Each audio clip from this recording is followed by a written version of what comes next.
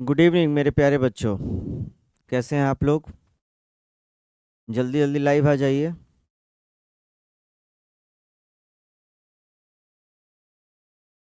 जल्दी जल्दी लाइव आ जाइए।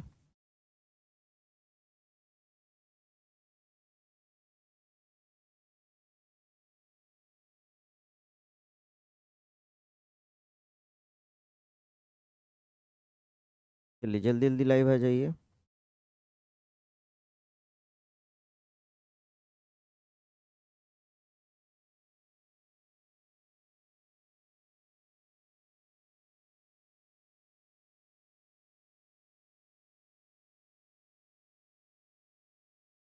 चलिए।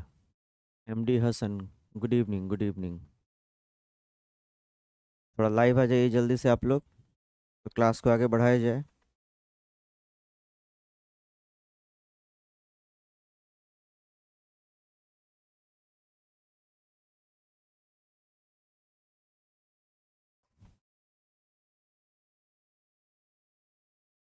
और बता दीजिए मेरी आवाज़ आ रही है कि नहीं आ रही है।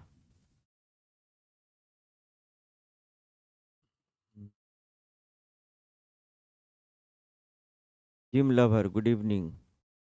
Ayush Yadav good evening.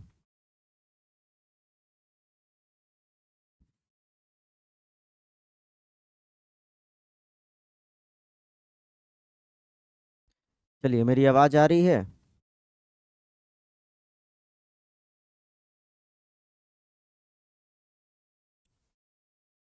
चलिए, बहुत सुंदर।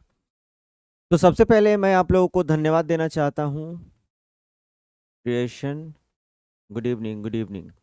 तो सबसे पहले बेटा मैं आप लोगों को धन्यवाद देना चाहता हूँ कि आप लोगों ने अपना इतना प्यार सपोर्ट दिखाया।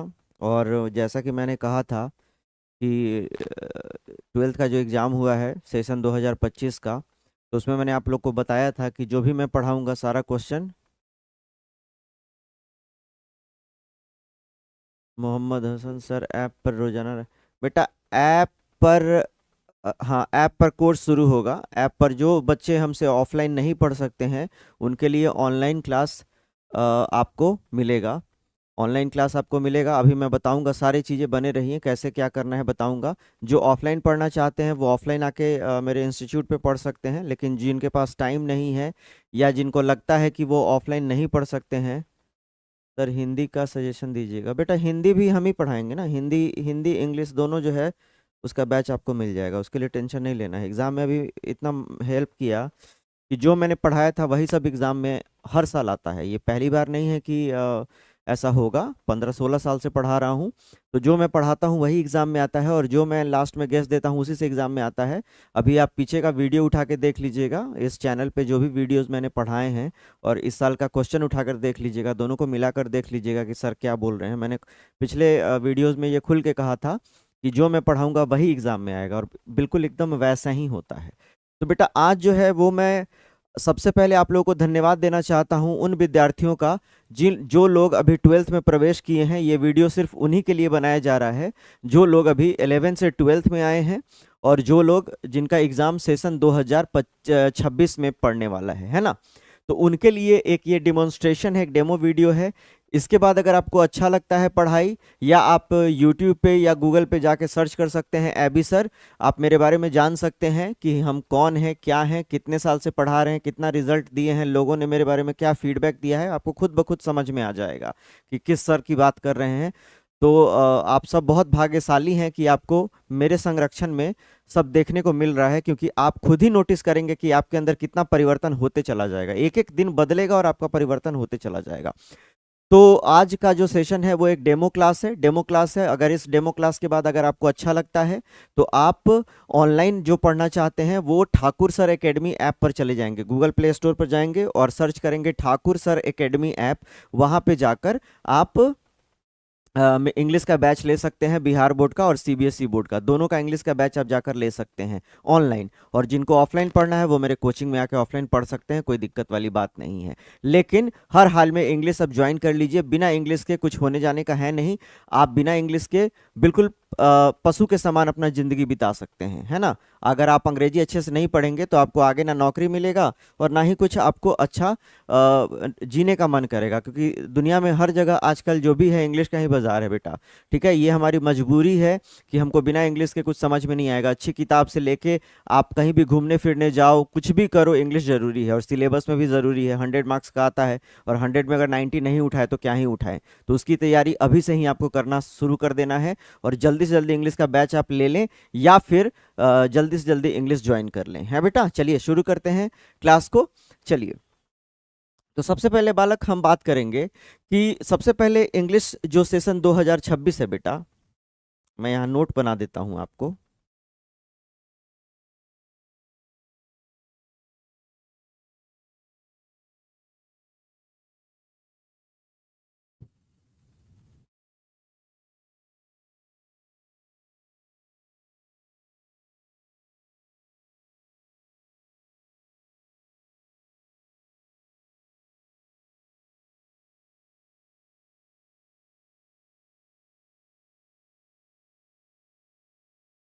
बिहार बोर्ड सेशन 2026 के बारे में मैं आपसे बात करने वाला हूँ।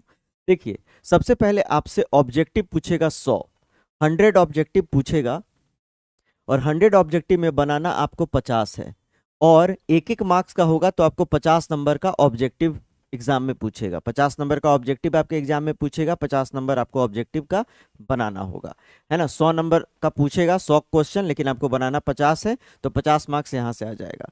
इससे पूछेगा 5, बनाना 1 है, क्वेश्चन का मार्क्स है 8, तो 8 नंबर आपको ऐसे से मिलेगा। एक्सप्लेनेशन, प्रोज, प्रोज जब हम पढ़ेंगे यानी जब हम कहानी पढ़ेंगे तो कहानी में जो लाइन दिया रहेगा, लाइन बाय लाइन जब हम कहानी पढ़ते हैं तो उसके अंदर से लाइन पूछेगा कि इस लाइन का क्या अर्थ हुआ, एक्सप्लेन कीजिए अपने भाषा में। तो वो 4 पूछेगा, बनाना 1 है, 4 नंबर का, 4 नंबर यहाँ से मिल जाएगा। पोएट्री में भी सेम 4 पूछेगा, बनाना 1 है और 4 नंबर आपको मिलेगा, तो 4 नंबर यहाँ से मिल जाएगा।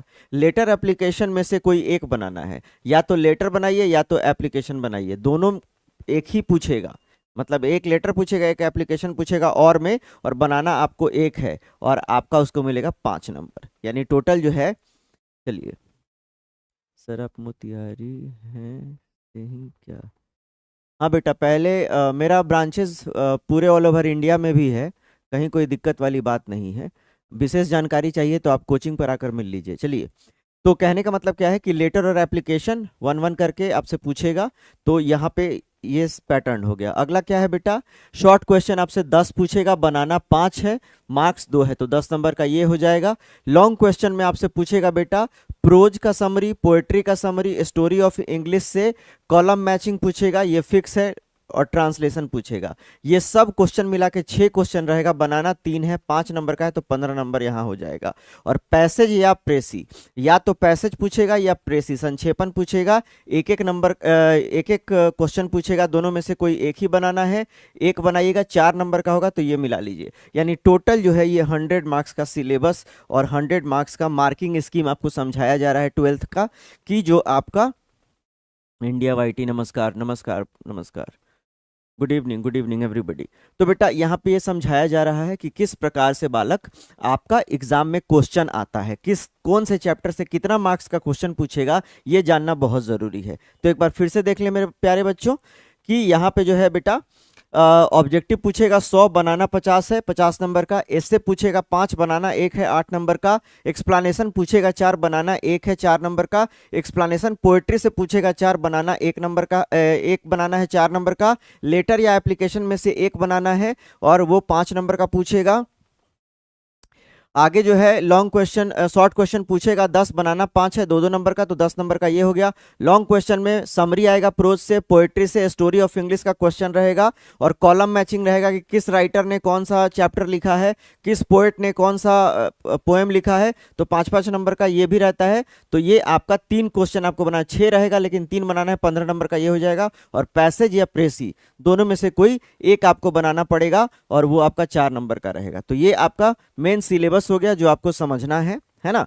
ये आपको सिलेबस है, इसका आप एक बार स्क्रीनशॉट ले लें, ठीक है, एक बार इसका स्क्रीनशॉट ले लें, क्योंकि यही आपको एग्जाम में काम आएगा, यही आपको समझना है। क्योंकि देखिए कुछ भी हो, आपको सबसे पहले ये जान लेना है कि कहाँ से क्वेश्चन आता है, मार्किंग स्कीम कहाँ से आता है, कैसे क्वेश्चन पढ़ना है, और जो भी तैयारी करना होता है वो अभी से करना होता है। याद रखिएगा, प्यास लगेगी तो कुआं खोदिएगा तो पानी नहीं मिलेगा, पानी पीने के लिए कुआं पहले से खोदना पड़ता है। इसलिए आपको पहले से ही तैयारी करना है। जो जिसका विजन है कि हम 90% लेके आएंगे, वो आज से ज्वाइन करेगा, आज से पढ़ना शुरू करेगा। ये नहीं सोचता रहेगा कि आज करे कि काल करे, काल करे सो परसों, जल्दी जल्दी काहे करे, अभी तो जीना बरसो। बेटा ऐसा नहीं करना है, आपको जितनी जल्दी हो सके क्लास को ज्वाइन कर लेना है, ताकि आप हर चैप्टर को लाइन बाय लाइन पढ़कर और आगे बढ़ सकें। क्योंकि आपके ग्रामर के जो चैप्टर होंगे जो मैं पढ़ाऊंगा, वो धरती पर दोबारा पढ़ने की जरूरत नहीं पड़ेगी। एक बार पढ़ेंगे 12th में, उसी से आप कोई भी कंपटीशन भी निकाल सकते हैं। वो इतना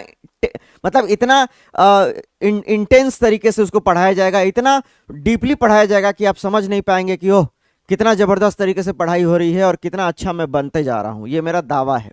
आप मेरे वीडियोस को एक बार डेमो में देख सकते हैं, और क्या देखिएगा, लाइव आपको तो यहां देने ही जा रहे हैं। खैर, तो ये तो हो गया आपका।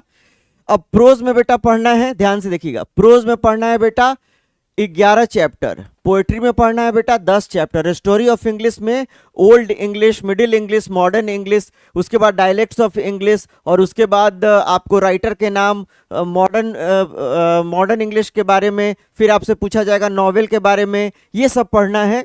और उसके बाद आपको पैसेज वैसेज दो कॉम्पोजिशन में आ जाएगा। अब जो ग्रामर का मेन चैप्टर पढ़ना है, वो पढ़ना है बेटा पार्ट्स ऑफ स्पीच, सब बता देते हैं आपको ताकि दिक्कत ना हो।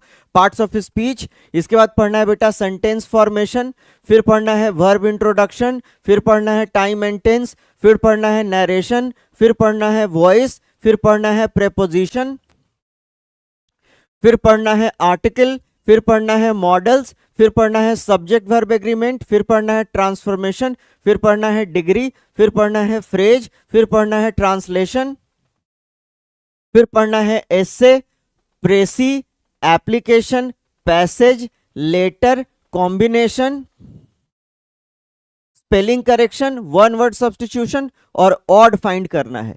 इतना चीज आपको।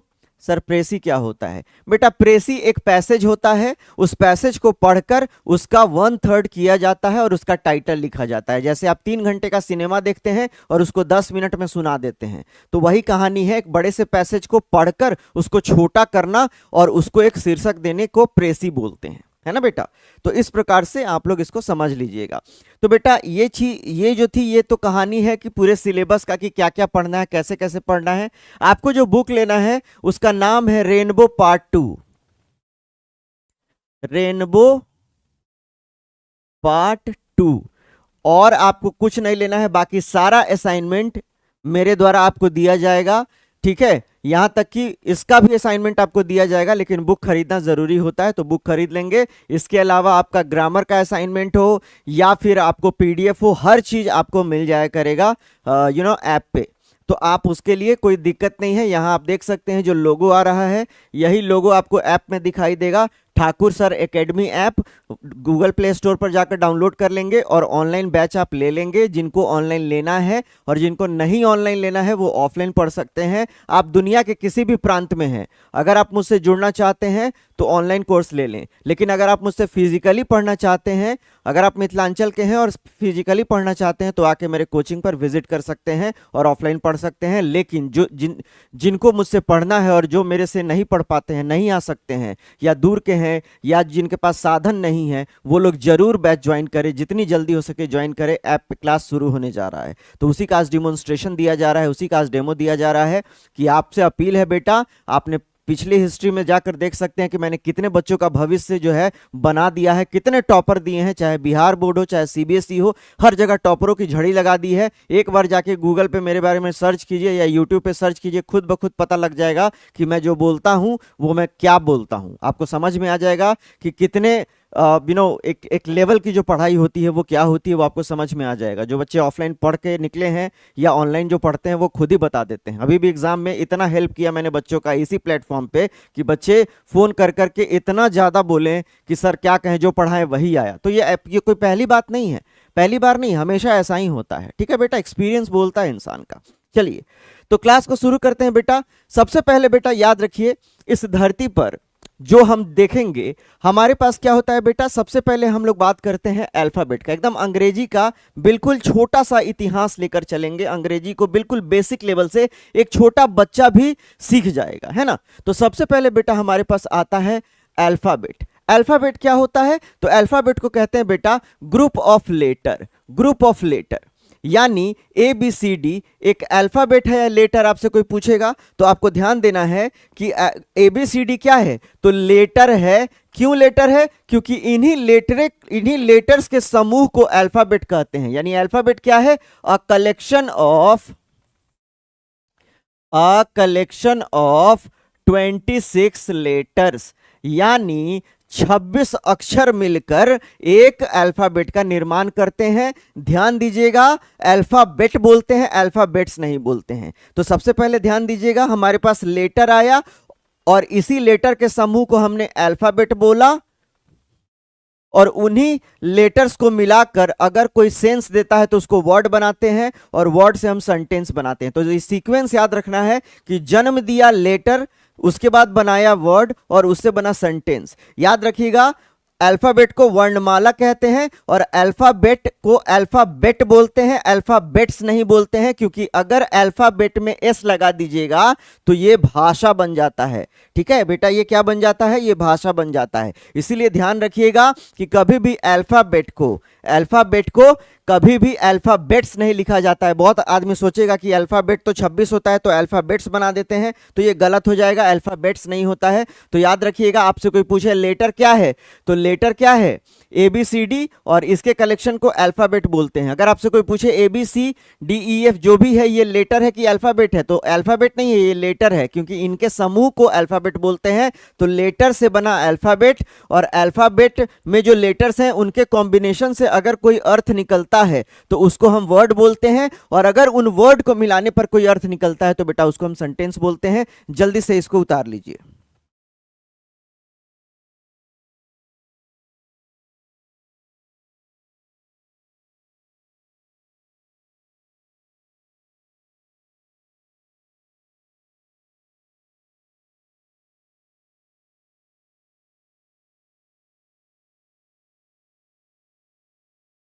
जल्दी जल्दी उतार लीजिए बेटा, या स्क्रीनशॉट ले लीजिए।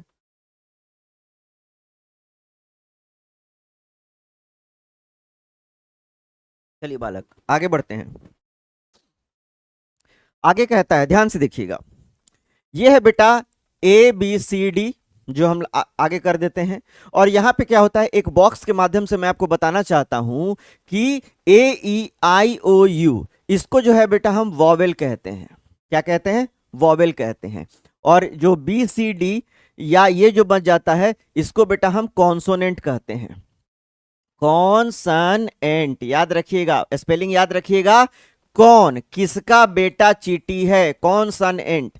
और बेटा डब्ल्यू और जो वाई है इसको नाम देते हैं सेमी वॉवेल का। क्या नाम देते हैं? सेमी वॉवेल का नाम देते हैं। तो याद रखिएगा, कहता है letter is the part of alphabet which helps to make a new word. यानी लेटर एक अल्फाबेट का पार्ट है जो एक नया वर्ड को स्थापित करने में मदद करता है। जैसे गो, तो गो क्या है? एक वर्ड है। कैसे पता चला? क्योंकि इसका अर्थ है गो मतलब जाना, तो इसका मतलब अगर जाने की बात की जाएगी तो आप समझ जाइएगा कि यह एक वर्ड है। अगर इसी को हम ओजी लिख दें तो ये वर्ड नहीं बनेगा। यानी समझना क्या है बेटा, वर्ड बनाने के लिए क्या जरूरी है? तो उसका सीक्वेंस जरूरी है, उसका अर्थ निकलना जरूरी है। तो फॉर्मूला याद रखेंगे कि हमारे पास लेटर क्या होता है, तो letter is the part of alphabet. Alphabet का लेटर एक पार्ट होता है जो एक नया वर्ड, एक नया शब्द बनाने में हमारी मदद करता है।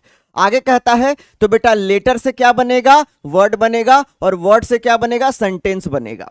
तो कहते हैं कि a well arrange group of letter which gives us some meaning is called क्या, वर्ड। यानी वर्ड क्या होता है, तो कहता है कि a well arrange group of letters, यानी अक्षरों का वह समूह जो एकदम अरेंज्ड हो और जो हमें कुछ मीनिंग दे, उसे हम शब्द कहते हैं। जैसे बेटा एग्जाम्पल गुड, गुड का मतलब होता है अच्छा, तो यह एक वर्ड बना। और वर्ड जो होता है बेटा, वह एक वर्ड जो होता है, एक तो हो गया सिंगल वर्ड, सिंगल वर्ड हो गया, जैसे कम, गो, प्ले, ईट, ये सब सिंगल वर्ड हो गया। लेकिन बेटा इससे आगे बढ़ेंगे तो होगा क्या, सिंगल वर्ड के आगे बढ़ेंगे तो बनेगा कंपाउंड वर्ड। कंपाउंड वर्ड क्या होता है, जो अलग अलग शब्दों से मिलकर बना होता है, उसको कंपाउंड वर्ड बोलते हैं। जैसे बेटा फादर इन लॉ, अब देखिए फादर एक अलग वर्ड है, इन एक अलग वर्ड है, और लॉ एक अलग वर्ड है। फादर का मतलब हो गया पिता, इन का मतलब हो गया में, और लॉ का मतलब हो गया कानून।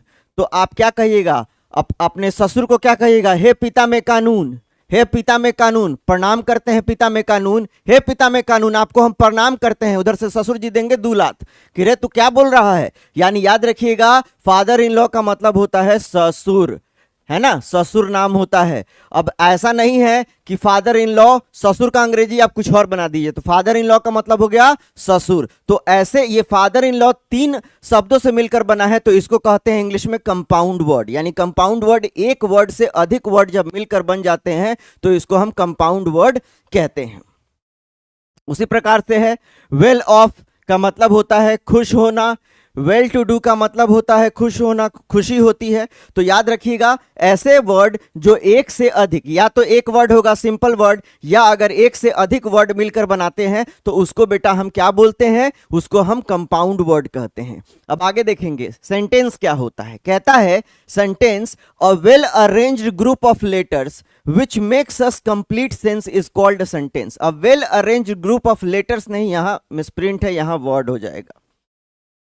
यानी शब्दों का वह समूह जो हमें कुछ अर्थ प्रदान करता है, उसे हम सेंटेंस कहते हैं। शब्दों का वह समूह जो हमें कुछ अर्थ प्रदान करता है, उसे हम सेंटेंस कहते हैं। जैसे याद रखिएगा, लता इज अ गुड गर्ल, मैंने कहा लता इज अ गुड गर्ल, यानी लता एक अच्छी लड़की है। अब इसका अर्थ निकला, यानी लता एक अच्छी लड़की है, इसको हम एक सेंटेंस कह सकते हैं। क्यों, क्योंकि सेंटेंस की तरह इसमें फुलफिल कर रहा है, सेंटेंस का जो मतलब होता है वह फुलफिल कर रहा है, इसलिए इसको हम कह सकते हैं कि लता इज अ गुड गर्ल, यह एक सेंटेंस है। तो सेंटेंस को तोड़ेंगे बेटा, तो सेंटेंस के अंदर से निकलेगा सब्जेक्ट और एक निकलेगा प्रेडिकेट।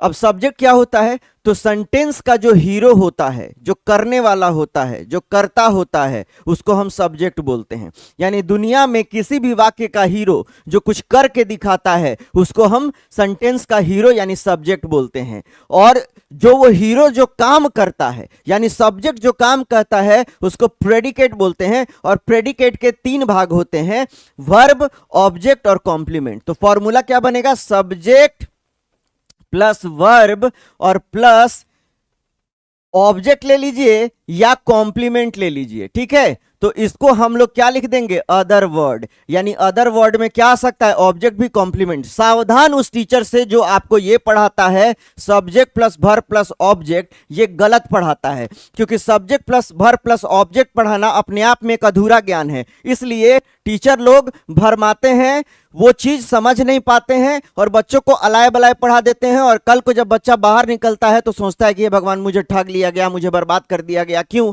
क्योंकि मुझे वो सब चीजें नहीं बताई गई। तो बेटा आप किसी स्कॉलर टीचर से पढ़िएगा, अगर आप किसी नॉलेजेबल आदमी से पढ़िएगा, तब जाके आपको समझ में आ जाएगा। क्योंकि ग्रामर इतना आसान नहीं है, पूरा समंदर है, इसमें कुछ भी लोग कुछ भी पढ़ा सकता है। ता है, ते है, ती है, ये सब सब बकवास बात होता है, ये सब नहीं है। अगर हिंदी नहीं होता तो क्या बच्चा अंग्रेजी नहीं सीखता? अमेरिका के लोग क्या हिंदी सीखते हैं? ब्रिटेन के लोग क्या पहले हिंदी सीखते हैं, ता है ते है ती है सीखते हैं, तब जाकर उनको टेंस समझ में आता है? बिल्कुल नहीं। तो कॉन्सेप्ट ही अलग होता है। तो आपको समझ लेना है कि subject plus verb plus other word इसका फॉर्मूला होता है। ऑब्जेक्ट पढ़ाने वाले मास्टरों से सावधान, याद रखिएगा, जो subject plus verb plus object पढ़ाते हैं वो आधा बात तो यही गलती पढ़ा दिए, उनका कॉन्सेप्ट गलत हो जाएगा, है ना बेटा। अब आगे बढ़ते हैं। यानी सेंटेंस बनाने का मेन फॉर्मूला क्या हुआ? Subject plus verb plus other word. यानी जब आप एक सब्जेक्ट लेते हैं, एक वर्ब लेते हैं और एक अदर वर्ड लेते हैं तो वो सेंटेंस बन जाता है और उसका कुछ अर्थ निकलता है। जैसे ध्यान से देखिए, लता सब्जेक्ट हो गया, इज वर्ब हो गया, अ गुड गर्ल, यहां पे आप अदर वर्ड ले लीजिए तो लता एक अच्छी लड़की है, तो यह एक वाक्य बन गया। और इस वाक्य को आप समझ सकते हैं कि जो वाक्य बताया गया है वह एक सही में वाक्य है, क्योंकि यह एक फॉर्मूला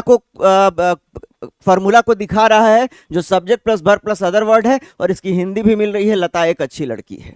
आगे बढ़ते हैं। अब कहता है कि जैसे लिखा हुआ है knowledge is power, knowledge is power, ठीक है। तो ध्यान से रखिएगा, दुनिया में कभी भी अनकाउंटेबल नाउन जो होता है जिसको गिन नहीं सकते हैं उसके आगे ए नहीं लगाते हैं, ठीक है बेटा। यानी अगर हम कहें अ नॉलेज इज पावर तो ये कहना क्या हो जाएगा? गलत हो जाएगा।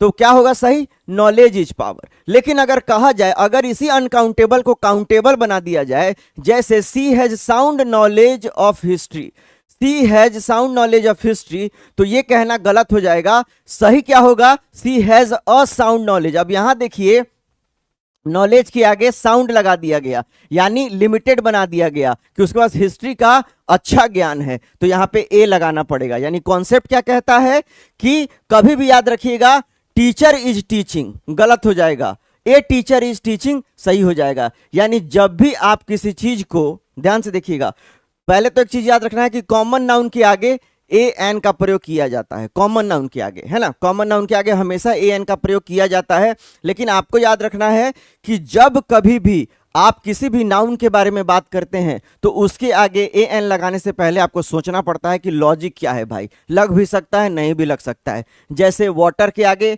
ए नहीं लगेगा या द नहीं लगेगा, लेकिन यही किसी नदी के पानी के बारे में विशेषता से बात करेंगे तो हम द लगा सकते हैं। तो एक छोटा सा कॉन्सेप्ट है, ये डेमो है, इसका जो जितना भी बड़ा बड़ा ओवरव्यू होगा वो सब आपको क्लास में बताया जाएगा।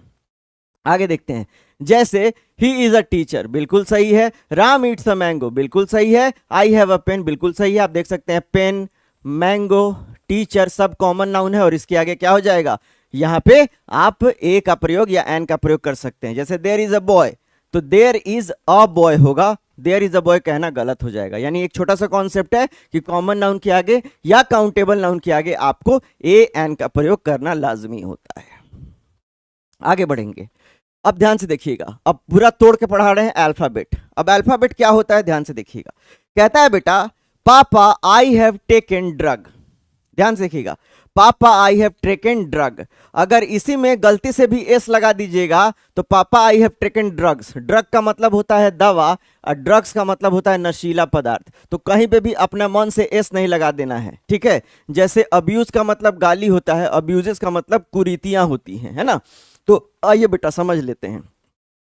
तो ये ए ई आई ओ यू इसको मैंने कह दिया वॉवेल, बी सी डी जो हो गया जेड तक इसको कॉन्सोनेंट, और जो ये बच गया डब्ल्यू और वाई ये हो गया सेमी वॉवेल। आई होप कि आपको क्लियर होगा और समझ में आते चल रहा होगा। आगे बढ़ते हैं। अब आता है बेटा साउंड सिस्टम। साउंड सिस्टम क्या कहता है? तो मैंने तुमको बताया कि दुनिया में ध्यान से देखना है, दुनिया में जब कभी भी आप बात करेंगे किस चीज का? कॉमन नाउन का, तो उसके आगे जनरली ए एन का प्रयोग किया जाता है। और मैंने आपको क्या बताया कि दुनिया में सबसे पहले जो है, ध्यान दीजिएगा, सबसे पहले धरती पर आया साउंड। क्या आया? साउंड। साउंड ने जन्म दिया लेटर को, लेटर ने जन्म दिया अल्फाबेट को, और अल्फाबेट ने जन्म दिया वर्ड को, और वर्ड ने जन्म दिया सेंटेंस को।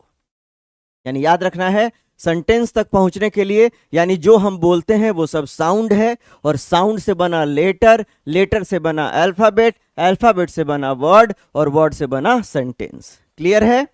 आगे बढ़ते हैं। चलिए अब देखिए, ध्यान से कहता है।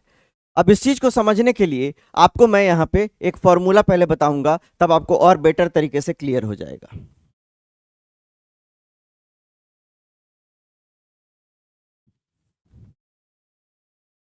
देखिए बालक,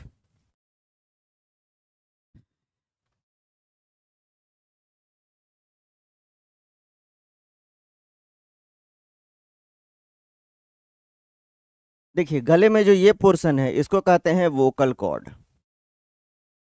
वोकल कॉर्ड। और वोकल कॉर्ड से जब भी कोई साउंड निकलता है तो होता है वाइब्रेशन। क्या होता है? वाइब्रेशन। वाइब्रेशन का मतलब होता है बेटा कंपन। कंपन। और जो साउंड निकलता है वो कहां से निकलता है? तो वो निकलता है हमारे लिप्स से, हमारे टिथ से, हमारे टंग से और हमारे माउथ से। यानी साउंड जो है बेटा वो दो प्रकार का होता है।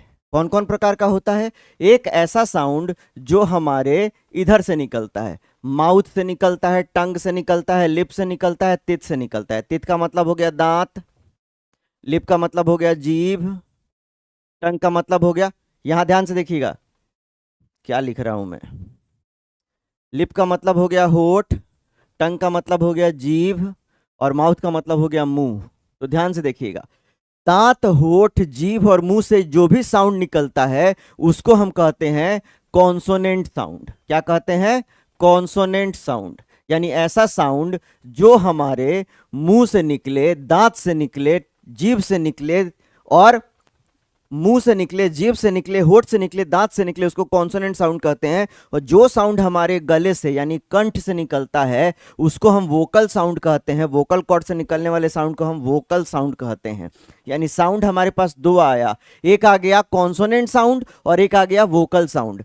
अब कहानी क्या कहता है कि दुनिया में जो भी वर्ड हमारा, ध्यान से देखिएगा, कॉन्सोनेंट साउंड यानी जो भी वर्ड, दुनिया का कोई भी वर्ड अगर हमारे माउथ से, टंग से, लिप से, तित से निकलता है तो हमको ए लगा देना है, आर्टिकल ए का प्रयोग करेंगे। और अगर वोकल साउंड है, अगर कंठ से निकलता है और वाइब्रेशन करता है तो हमको एन लगा देना है। जैसे भैया, तो आइए समझने की कोशिश करते हैं, इसको एक बार और समझने की कोशिश करते हैं। ध्यान से देखिएगा, जैसे मैंने एक वर्ड लिख दिया यूनिवर्सिटी, यूनिवर्सिटी, और हमने लिख लिया अम्ब्रेला, अम्ब्रेला।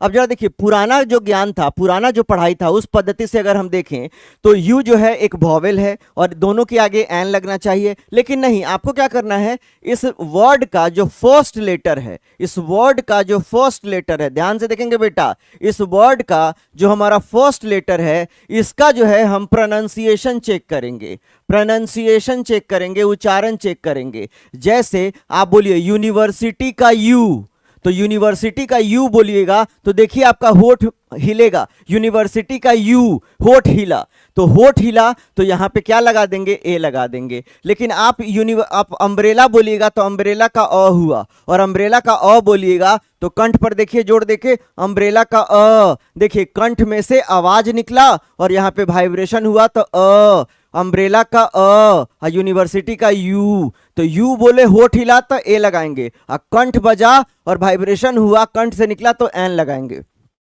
तो यहां पे क्या लगेगा बेटा? एन लगेगा, यानी अ यूनिवर्सिटी और एन अम्ब्रेला हो जाएगा। ये कॉन्सेप्ट याद रखिएगा, नहीं तो कितना याद कीजिएगा, जिंदगी में सारा चीज याद करके आप नहीं आगे बढ़ सकते। आप गधा वाला पढ़ाई नहीं पढ़ना है, स्मार्ट पढ़ाई पढ़ना है बेटा, ठीक है? दुनिया में सब चीज स्मार्ट होता चला गया है। आज आप पुराने वाले फोन से, जो जिसपे कीपैड फोन था, उससे आप काम नहीं कर सकते, आपको स्मार्टफोन चाहिए। आज हर चीज में स्मार्ट, स्मार्ट बाइक आ गया, इलेक्ट्रिसिटी वाला बाइक आ गया, स्मार्ट कार आ गया, स्मार्ट बोर्ड आ गया, स्मार्ट टेक्नोलॉजी हो गया, हर आदमी स्मार्ट दिखना चाहता है। तो पढ़ाई भी हमारा स्मार्ट होना चाहिए, है ना? नहीं तो हम रटते रह जाएंगे, जीवन में कुछ नहीं हो सकता है।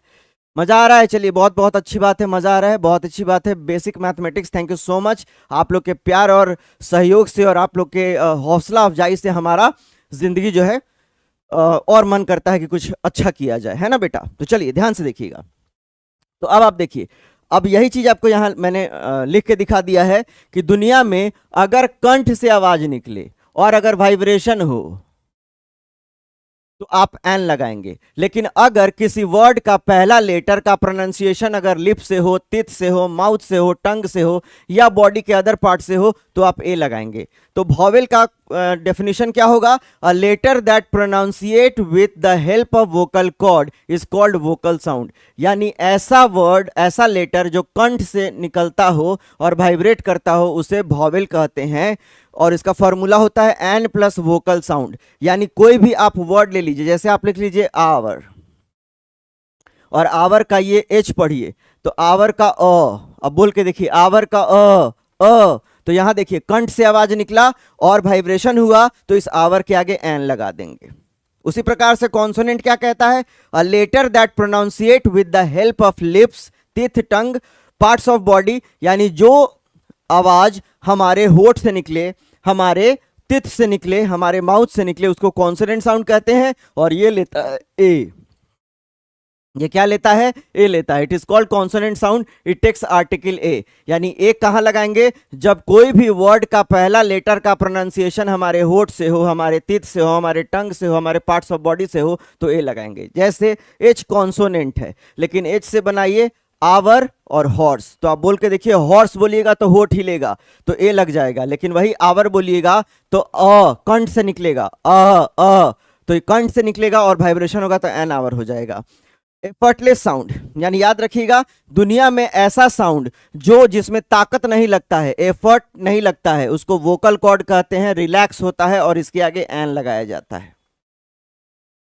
जैसे आप देखिए अम्ब्रेला बोल के देखिए आएगा, यूनिवर्सिटी बोल के देखिए यू आएगा तो ए लग जाएगा और एन लग जाएगा। आप यहां से देखिए वन बोल के देखिए तो वो बोलिएगा तो होठ हिलेगा तो ए लग जाएगा। लेकिन यहीं पे ऑरेंज बोल के देखिए कंठ बजेगा और वाइब्रेशन होगा तो एन लग जाएगा। एलिफेंट बोल के देखिए, एलिफेंट ए तो कंठ से निकल रहा है तो एन एलिफेंट। लेकिन एरोप्लेन बोल के देखिए होठ हिलेगा तो जब होठ हिलेगा तो ए एरोप्लेन। तो पुराना कॉन्सेप्ट याद रखिएगा तो जीवन भर पछताइएगा कि हाँ ए ई आई ओ यू के आगे एन लगा देना है, बाकी जो बच गया उसके आगे ए लगा देना है। वो सब नहीं, इस कॉन्सेप्ट को समझना है कि जहां भी आपका किसी भी वर्ड का पहले लेटर का प्रोनाउंसिएशन अगर कंठ से होता है तो उसके आगे हमें एन लगाना है और वाइब्रेशन भी निकलेगा। और अगर वही वर्ड, कोई भी वर्ड का पहले लेटर का प्रोनाउंसिएशन अगर आपके होठ से हो, बोलने में होठ हिले, जीभ हिले, तित हिले, माउथ हिले तो ए लगा देंगे बिना संकोच किए। अब एग्जाम में आपसे 5 नंबर का क्वेश्चन पूछेगा, ए एन भरना है। अब जहां बच्चे 10 गो, 20 गो, 50 गो, 100 गो रूल याद कर रहा है वहां पे आप क्या कीजिएगा? कंठ बजाकर देखिएगा, बज गया तो एन लगा दीजिएगा, नहीं बजा तो ए लगा दीजिएगा। टीचर भी हैरान कि भैया कौन विद्या पढ़ के आया है कि इतना जल्दी जल्दी क्वेश्चन बना रहा है, बाकी लोग बैठ के रूल याद कर रहा है। तो स्मार्ट स्टडी करना है बेटा, एबी सर के साथ स्मार्ट स्टडी करना है, जिंदगी बदल के रख देना है, दुनिया को दिखा देना है कि हाँ कितना ताकत है तुम में, तुम क्या क्या कर सकते हो, ये तुम दुनिया को दिखा सकते हो। अगर अंग्रेजी अच्छा हो गया तो समझ लो you are having now a very good weapon and you can use it and you can let the people know who you are, you can prove yourself, you can be the milestone of your family and your mankind and for the nation, and you can show the nation that you have taken a birth on this earth and you will do some miraculous things in your life. कल कौन सा class है बेटा? Class आपको, ये demo चल रहा है, क्लास आपको ऐप पे मिलेगा। क्लास अगर आपको करना है तो ऐप पे आपको क्लास खरीदना पड़ेगा, है ना। बहुत कम प्राइस में ऐप पे अवेलेबल है, आप ऐप पे खरीद लेंगे या फिर आप ऑफलाइन हमसे पढ़ सकते हैं। अगर आप हमारे लोकेलिटी में हैं, अगर आप हमसे जुड़े हैं तो आप ऑफलाइन पढ़ सकते हैं। अगर नहीं जुड़े हैं, अगर आप नहीं हमसे ऑफलाइन पढ़ सकते हैं तो वेलकम है आपका ऑनलाइन प्लेटफॉर्म पे, आप ऑनलाइन हमसे पढ़ सकते हैं, अपने अंग्रेजी को एक नया दिशा दे सकते हैं, 12th में टॉपर बन सकते हैं और अपने अंग्रेजी को ज़बरदस्त बना सकते हैं। क्योंकि जो कॉन्सेप्ट हम पढ़ाएंगे उसकी बराबरी कोई नहीं कर सकता है। ये मेरा दावा नहीं, विश्वास नहीं है, ये 100% कॉन्फिडेंस के साथ मैं आपको कह रहा हूं। आप मेरे बारे में खंगाल के देखिए कि एबी सर चीज क्या है। चलिए आगे बढ़ेंगे। तो बेटा ध्यान से देखिएगा, वॉवेल कहां से निकला? वोकल कॉर्ड से। कॉन्सोनेंट कहां से निकलता है? टिथ से, टंग से, लिप से, अदर बॉडी पार्ट से। सेमी वॉवेल, अब ध्यान से देखिएगा, एक कॉन्सेप्ट याद रखिएगा कि हमारे पास 26 लेटर है। कितना लेटर है बेटा? 26 लेटर।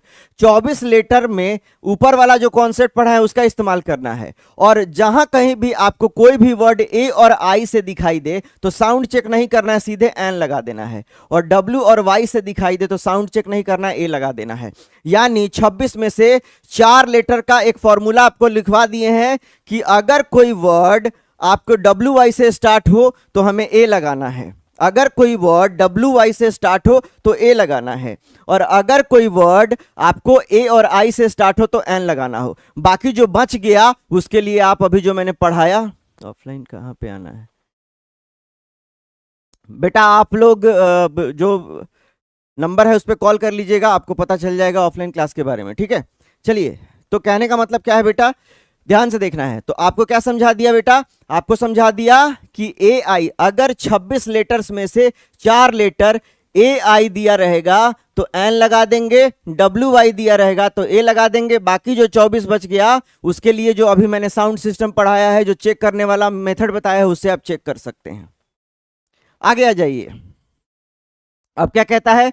दुनिया में सबसे पहले आया लेटर, लेटर से आया वर्ड, वर्ड के समूह को क्लॉज कहते हैं और उसके बाद सेंटेंस बनता है। सेंटेंस जो है उसी का एक पार्ट होता है क्लॉज। क्लॉज का मतलब होता है ऐसा सब्जेक्ट जो अपने पास एक प्रिंसिपल वर्ब रखता है, यानी एक अपना ऐसा सेंटेंस जो अपने से अपना माने निकाल सकता है, उसको क्लॉज कहते हैं। इसको भी बहुत विषय में नहीं जानेंगे, इसको भी 2 मिनट के लिए साइड कर देते हैं। क्यों? क्योंकि आपको अच्छे से पढ़ाने के लिए बेसिक से हीरो बनाना है।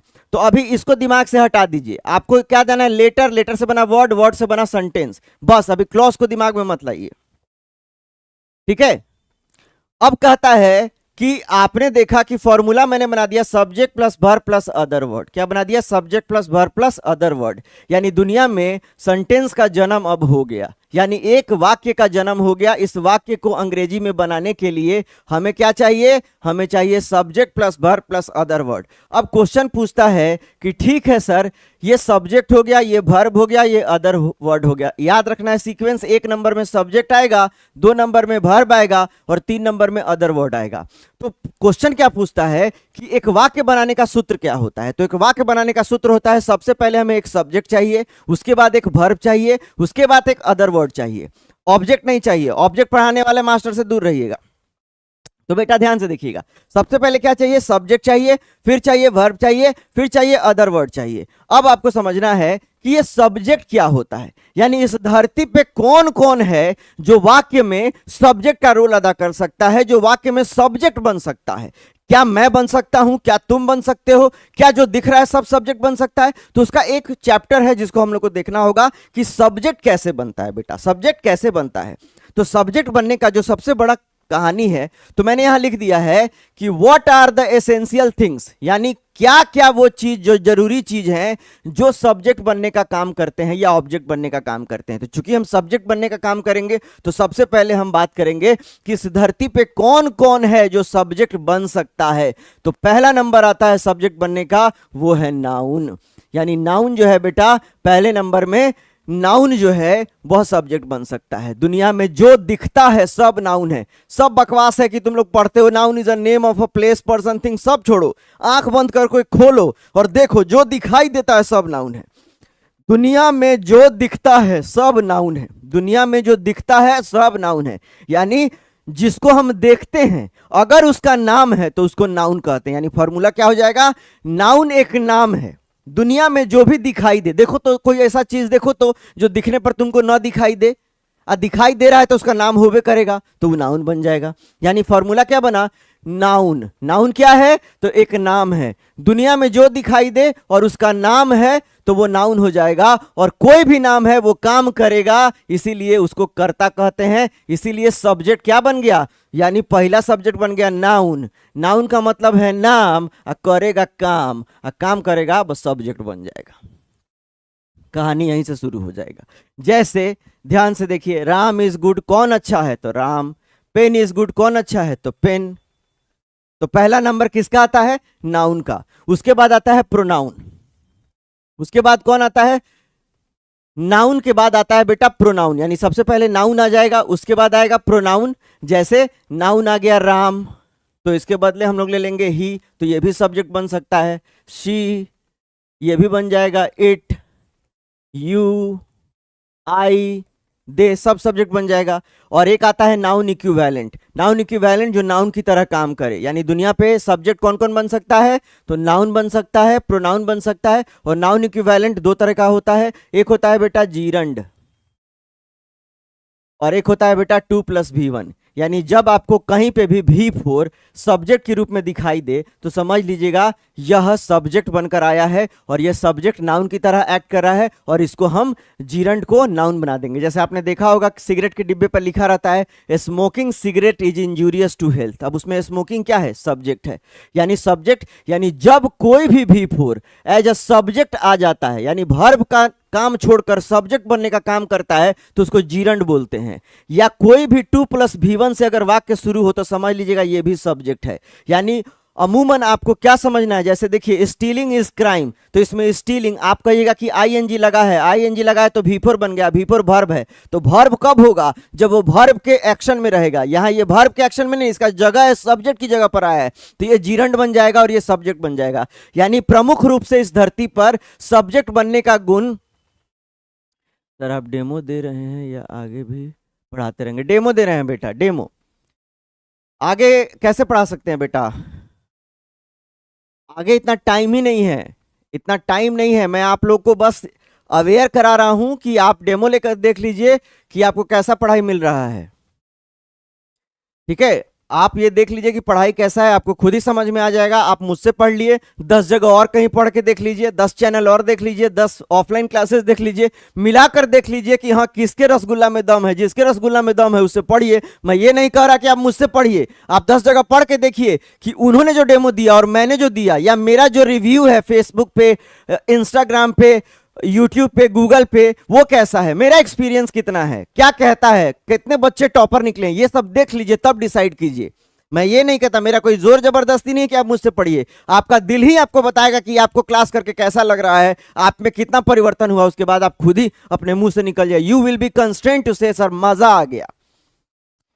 ठीक है बेटा, तो यानी नाउन धरती पर सब्जेक्ट बनने का काम कौन कौन कर सकता है, या तो नाउन करेगा, या प्रोनाउन करेगा, या नाउन इक्विवेलेंट करेगा। नाउन इक्विवेलेंट कौन करता है, तो नाउन इक्विवेलेंट या तो जीरंड हो सकता है या तो 2+V1 हो सकता है। जीरंड कौन होता है, जब वर्ब का चौथा रूप एज अ सब्जेक्ट काम करता है तो वो जीरंड बन जाता है, या जब 2+V1 एज अ सब्जेक्ट काम करता है तो वो ये नाउन इक्विवेलेंट बनकर काम करता है। जैसे स्लीपिंग इज नेसेसरी, तो यहाँ स्लीपिंग क्या है, सब्जेक्ट है, और सब्जेक्ट क्या है, V4 है, तो ये जीरंड बन गया। स्टीलिंग ये भी जीरंड हो गया।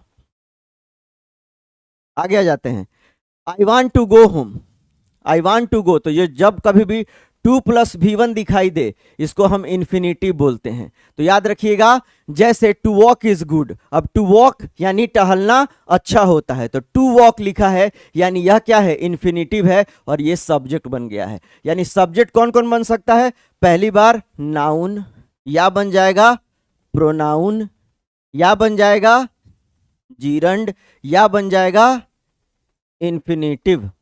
इन्फिनिटिव कौन हो गया, तो 2+V1 से शुरू होने वाला वाक्य सब्जेक्ट बन जाता है और ये भी इन्फिनिटिव सब्जेक्ट बन जाएगा। जीरंड जो V4 सब्जेक्ट के रूप में आता है, और प्रोनाउन आई हो, वी हो, यू हो, दे हो, ही हो, शी हो, इट हो, और नाउन कोई भी राम हो, श्याम हो, कोई भी जो चीज दिखाई देता है।